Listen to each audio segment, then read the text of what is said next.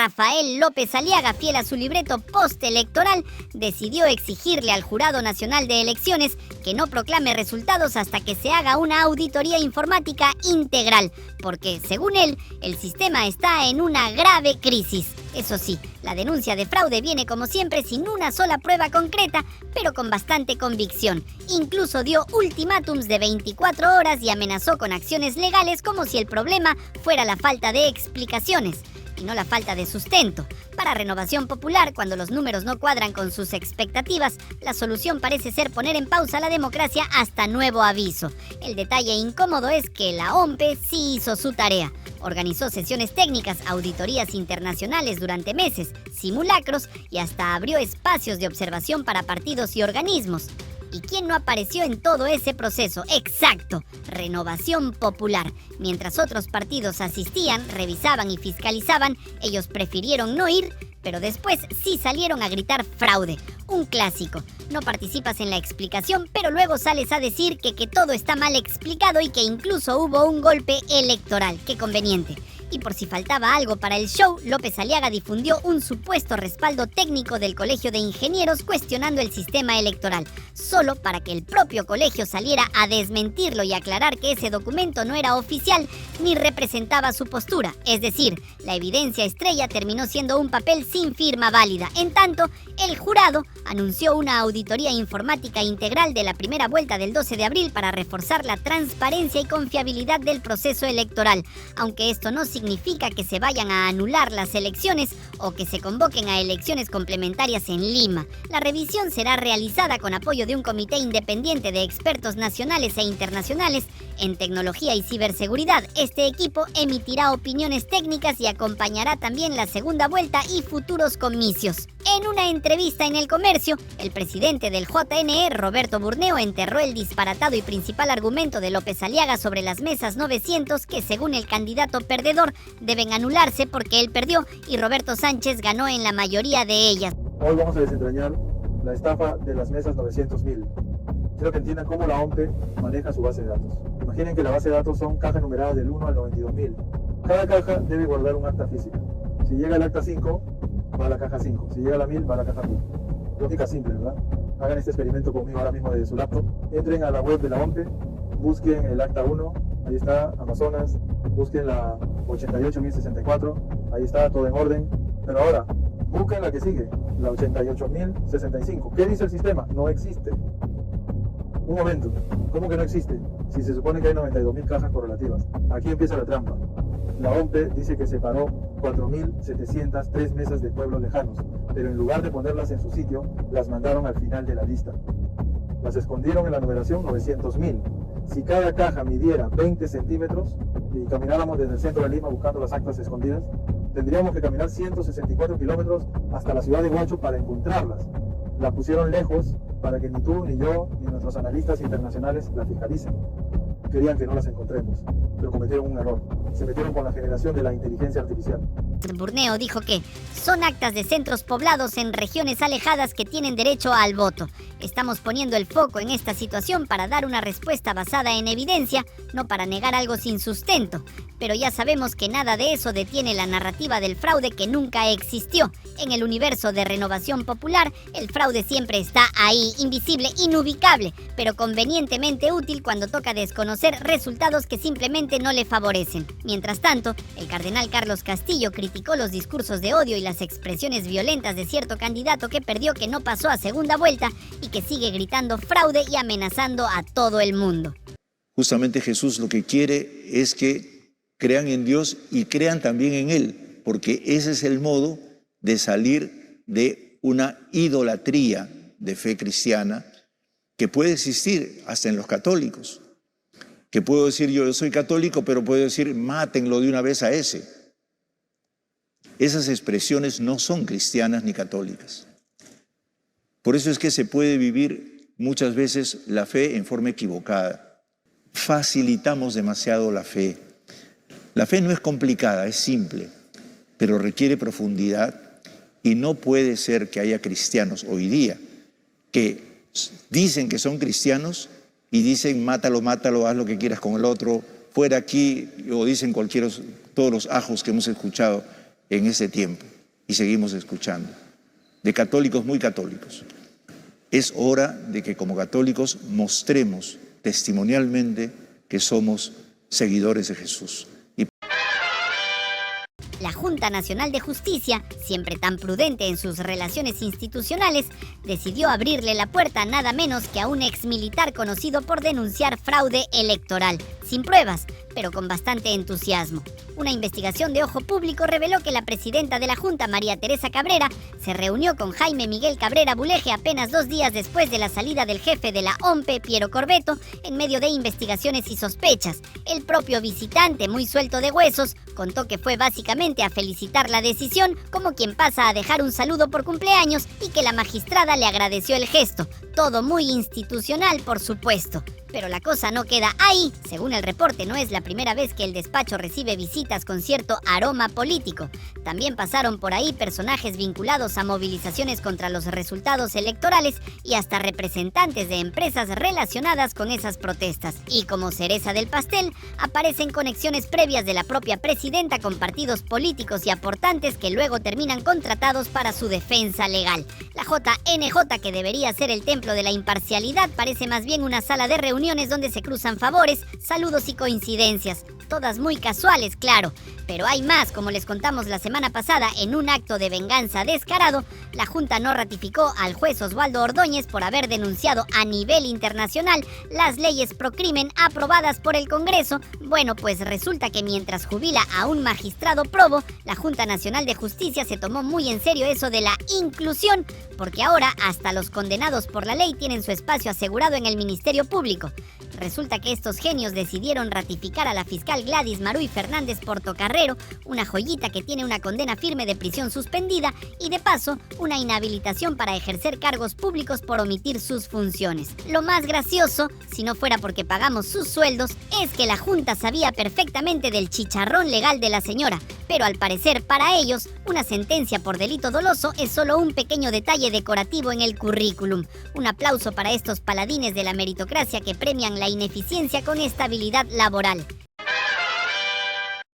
El Congreso volvió a hacer de las suyas y bajo la noble misión de crear el Colegio Profesional de Artistas del Perú, metió de contrabando una cláusula que parece tener nombre propio: impedir que personas inhabilitadas ejerzan cargos en colegios profesionales, justo cuando eso podría golpear a la decana del Colegio de Abogados de Lima, Delia Espinosa.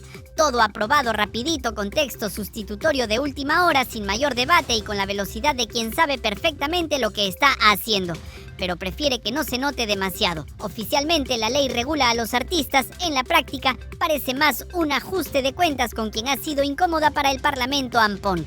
Y por si quedaban dudas, el contexto ayuda. Espinosa ya había sido inhabilitada por este mismo Congreso de pacotilla en medio de cuestionamientos, mientras que algunos de sus impulsores tampoco salen precisamente limpios, como el caso de Fernando Rospigliosi, condenado por difamación contra ella. Especialistas advierten que el Congreso ni siquiera tendría competencia para intervenir en gremios como el CAL, lo que convierte toda la movida en algo no solo cuestionable, sino potencialmente inútil, aunque bastante revelador, porque aquí no se trata de legislar mejor, sino de ver cómo se usa el poder para pasar facturas, incluso si hay que disfrazar la jugada dentro de una ley que, en teoría, era para otra cosa. El programa Panorama reveló el exitoso y millonario caso de emprendimiento de un oficial de la Policía Nacional del Perú. Se trata del capitán de la policía, Román Vallejos Castillo, quien con su sueldo oficial de unos 2.700 soles, milagrosamente movió más de 31 millones, salió a dar su versión nivel emprendedor del año. Dice que todo viene de comprar y vender carritos, así nomás como quien vende pan con palta, asegurando que en 2 o 3 horas haces $400.000. Sí, cómo no. Todos sabemos que el mercado automotriz es así de rápido y humilde. Para hacer 20 firmas, ¿cuánto te puede demorar? ¿2 horas, 3 horas? El vehículo son 20 firmas. 20 firmas por $20.000 son $400.000. ¿En plata cuánto es? Más de 1 millón. ¿Y cuánto te demoras para eso? 20 firmas, ponle 2, 3 horas y ya vendiste $400.000. Yo compro y vendo vehículos y tengo mi empresa. ¿Cuántos vehículos ha vendido aproximadamente en estos años? Más de 600 que están en mis actas de transferencia. 600 vehículos ha vendido usted en su empresa. ¿Es el vendedor del año entonces? Si tú haces un prorrateo aproximado de $20.000 por cada transferencia, serían $12 millones. tipo de cambio supera ampliamente ese monto señalado. Usted, capitán, nos puede asegurar que en ningún momento recibe una mochila negra con el oro robado. Más que afirmarte, o sea, yo no los conozco, para serte sincero, o sea, esa es la realidad del caso. O sea, usted jamás vendió el oro, porque los indican de haber usted vendido el oro y repartir el dinero. O sea, si yo no los conozco, yo no he estado en el lugar, imagínate cómo puedo hacer eso. Es imposible, o sea, si tú no estás en el lugar, más que negar el hecho, no estuviste en el lugar, o sea, no estuve presente ahí. Lo que señala la Fiscalía en su momento es que funcionaba incluso como una caja chica de malos policías. Y eso también se puede corroborar porque yo no tengo ningún tipo de transferencia hacia ellos. Dicen es que el dinero es en efectivo, el pago es en efectivo, lo que dice la Fiscalía. Peor aún, pues, yo no trabajo en Lima desde el 24, yo trabajo en Apurímac. Mientras tanto, la Fiscalía, aguafiestas como siempre, sospecha que el verdadero negocio no era vender autos, sino hacer el cambiazo de lingotes de oro en operativos policiales donde el oro desaparecía mágicamente y aparecía convertido en cobre, casualmente coincidiendo con millonarios depósitos en sus cuentas.